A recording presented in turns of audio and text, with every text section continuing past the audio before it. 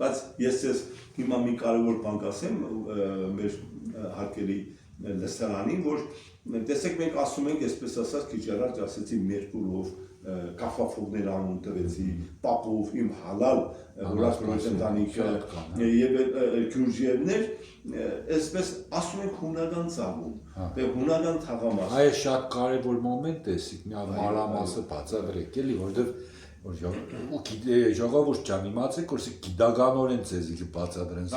բամբասանքի մագարտակ չի։ Չէ, այստեղ լուրջ ձեր դիմաց գիտնական աշխարհում այդպես տարածված է եւ փաստորեն իրականության մեջ, տեսեք Գյուրջիև ասում է, մենք ապրել ենք հունական թաղամասում։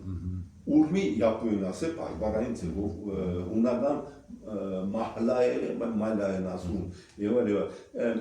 Իմ ուսումնասիրությունը գիտեք ուխ տարավ։ Որպես պատմաբան համեմատական, երբ որ դնում ես տարիների, իրենք ես Ջեյմս Մոր այդ քրքի ես ցույց տվեցի, առաջին լուսնագարեցի,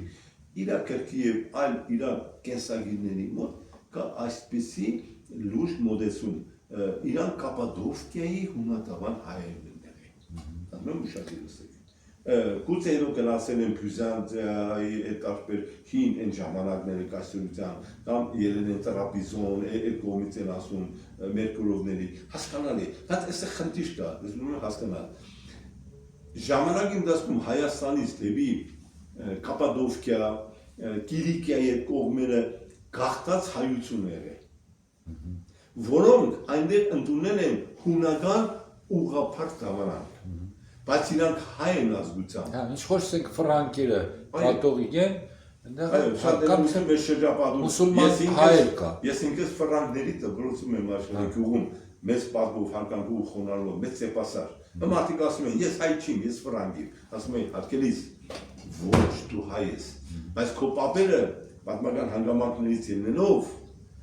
ընդունել են կաթոլիկական ֆրանկների դավանած կրոնը, բայց դու հայ ես, քո գենետիկական մուսուլման հայ կա։ Համշենը հայերը, հիմա համշենը հայ չի, ցավոք սրտի դավանում է բան։ Եվ նմանատիպ այդպես շատ դավանաբանական հարցերից ավելի բարձր դա ազգային պատկան է։ Այսինքն որ մենք կսենք որ իրանք հույն են, իրանք ոչ թե հույն են, այլ հունադավան հայ։ Հա, դավանանք փոխած։ Դավանանք, այո։